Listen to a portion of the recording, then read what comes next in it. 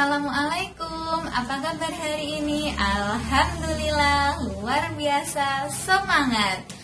Semoga anak-anak dalam kondisi yang sehat walafiat serta keluarga dilindungi oleh Allah dari mara bahaya dan wabah virus corona ya.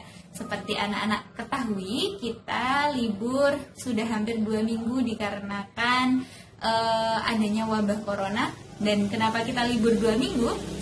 Itu adalah salah satu cara untuk memutus mata rantai penyebaran virus corona. Nah, selama 2 minggu kemarin, anak-anak kan mendapat tugas harian dari Bu Ainun. Tetapi Bu Ainun hanya bisa mengoreksi tanpa menjelaskan mana yang benar, mana yang salah. Nah, di video pembelajaran kali ini, Bu Ainun pengen nge-review apa yang kalian kerjakan kemarin, mana saja yang kurang tepatnya di mana. Nah, nanti kita akan belajar. Kebetulan kegiatan kita ada di tematik 7, tema 7, subtema 1 dan 2. Nah, hari Sabtu karena mau ulangan, kita bahas dulu yang kemarin sudah kalian kerjakan. Oke, yang mau Bu Ainun review untuk pertama kali adalah tentang bahasa Indonesia ya. Kemarin kalian belajar tentang teknologi hasil pangan dan teknologi hasil sandang. Nah, apa sih bedanya keduanya? Kita kenalan dulu nih sama kata pangan ya. Pangan itu segala sesuatu yang bisa diolah dan dijadikan sumber makanan. Nah, ada dua yang bisa dijadikan sebagai sumber pangan, yaitu dari tumbuhan dan dari hewan. Nah, yang dari hewan seperti yang dijelaskan di buku kalian nih, bisa berupa buah, daunnya, akarnya, batangnya, atau bijinya, itu menjadi sumber pangan.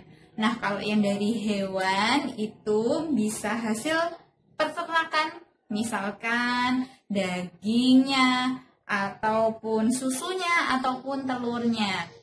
Nah, bedanya teknologi pangannya sendiri itu apa? Ini sesuai dengan yang kalian kerjakan kemarin.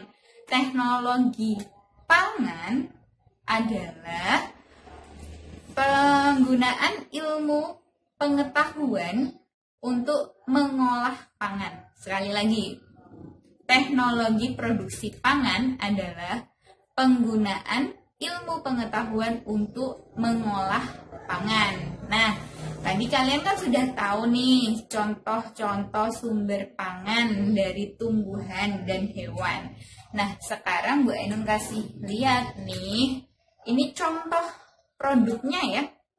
Nah, ini adalah hasil teknologi dari merubah tomat menjadi saus tomat. Nah, otomatis ketika ada teknologi ini memudahkan manusia untuk mengolah makanan karena makanan bisa lebih awet dan tahan lama. Bu Ainun punya contoh lagi nih. Di sini ada sambal ya. Sambal itu berarti olahan dari cabai. Nah, cabai di sini pun ada tomatnya, diolah dengan teknologi sehingga menghasilkan sambal saset ya. Otomatis ibu-ibu pasti suka pakai ini daripada ngulek-ngulek lama. Nah, kalau ini luwak white coffee. Nah, luwaknya itu kan nama hewan ya, tapi bukan, ini hanya merek. Sebenarnya ini dari biji kopi. Nah, biji kopi ini diolah menjadi kopi saset. Nah, itu juga memudahkan kita dalam memanfaatkan tumbuhan sebagai sumber pangan. Oke, ataupun dengan cara tradisional tetap menggunakan teknologi itu juga bisa. Kalau tadi lebih modern, yang ini dengan cara tradisional, ini ada tempe ya, ada tempe. Ini sumbernya dari kedelai. Nah, kalau itu tadi contoh-contoh yang Bu Ainun kasih lihat kan itu dari tumbuhan. Sekarang yang dari hewan apa sih contohnya? Kebetulan di sini Bu Ainun punya contoh nih. Ini ada kaldu ayam ya, kaldu ayam, meskipun di sini ada bawang merah, bawang putih, tetapi sumber dasarnya adalah dia pakai ayam, diolah menjadi kaldu ayam serbuk atau bubuk, tujuannya biar lebih memudahkan orang tua kalian memasak di rumah. Kalaupun bikin kaldu sendiri kan ribet ya, nggak setiap hari masak ayam, tapi kita butuh kaldunya untuk membuat sayur mayur. Nah, sehingga dibuatlah teknologi produksi pangannya, sehingga terciptalah yang seperti ini. Atau bisa juga produk susu ya, kebetulan di sini ada susu ini. Nah, ini juga produksi dari susu sapi. Nah, dari susu sapi diolah menjadi bubuk. Nah, sesuai kebutuhan usia anak-anak. Nah, kalau ada lagi keju itu sama juga, asal mulanya dari susu. Dan sosis itu juga dari daging, bisa daging ayam, bisa daging sapi. Itu menjawab pertanyaan kalian yang pertama. Oke, kita review dari soal 5, dari soal 2 sampai 5 ya. Sebutkan 3 hasil pertanian yang digunakan sebagai sumber pangan. Nah, bisa berupa padi, kedelai, ataupun gandum. Kemudian hasil olahannya jadi apa saja? Kalau kedelai bisa jadi kecap, kalau gandum bisa jadi tepung, terus ada cabai bisa jadi sambal ya, sambal saset tadi. Oke, sebutkan 3 hasil peternakan yang dapat digunakan sebagai sumber pangan. Hasil peternakan yang jadi sumber pangan itu bisa telurnya, dagingnya, atau susunya. Nah, kemudian hasil olahannya apa saja? Nah, itu bisa berupa keju, sosis, ataupun susu bubuk. Nah, itu diolah dari hewan atau hasil peternakan tadi. Oke, selesai kita membahas tentang teknologi produksi pangan. Nah, bedanya apa nih dengan teknologi produksi sandang? Sandang itu adalah segala sesuatu yang kita kenakan. Nah, sandang itu bisa berupa kerudung ini, bisa pakaian, atau bisa celana, segala sesuatu yang melekat pada kita dan kita gunakan untuk, sebagai orang muslim, kita gunakan untuk menutupi aurat kita ya.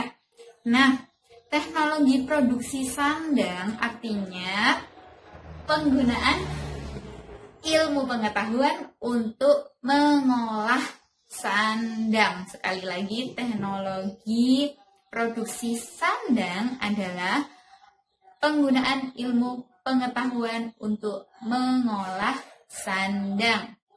Di buku kalian nih dijelaskan sandangnya adalah proses pembuatan pakaian yang bermula dari pohon kapas. Nah, kok pohon kapas?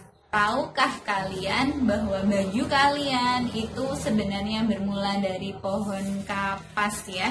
Jadi di buku kalian dijelaskan ada pekerjaan memanen kapas, kemudian diolah menjadi pemintal benang ya. Jadi habis dipanen kapasnya, dipintal menjadi benang, benang dirubah menjadi kain, kain dirubah menjadi dipola dulu, kemudian dijadikan baju yang sampai akhirnya kalian kenakan. Nah, itu namanya sandang.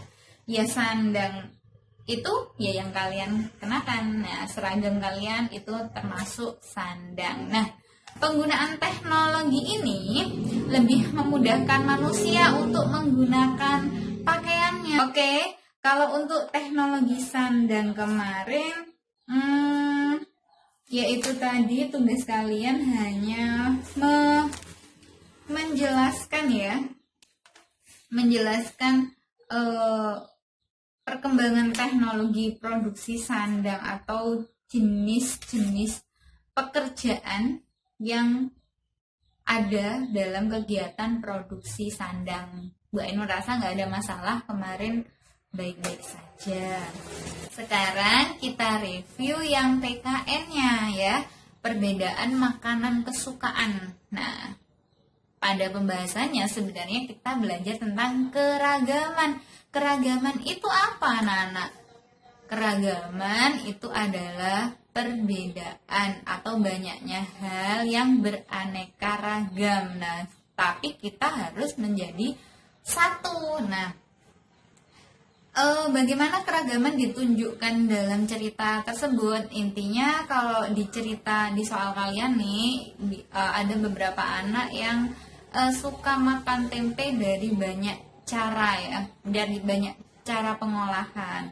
Tapi mereka biasa saja, tidak saling membenci karena perbedaan kesukaan makanan. Kemudian, apakah hal tersebut positif? Iya, positif, karena ketika kita mampu menghargai, maka tidak akan terjadi permusuhan ya, kita akan tetap aman. Kemudian dampaknya apa? Ya itu tadi, dampaknya tidak ada terjadi pertengkaran atau permusuhan. Untuk di subtema yang kedua itu ada perbedaan cara berpakaian. Nah, Indonesia itu kan terdiri dari banyak suku bangsa. Cara pakaiannya pun macam-macam nih. Mulai dari yang menutup aurat sampai yang enggak ya. Dan itu pun wajar karena tidak semuanya orang Indonesia itu muslim.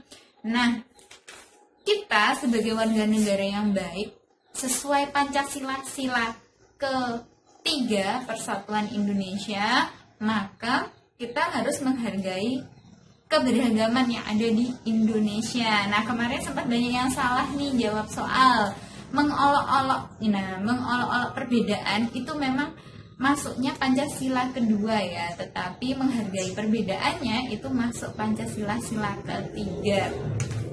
Itu terkait review PKN. Nah, sebentar lagi kita akan review tentang matematik.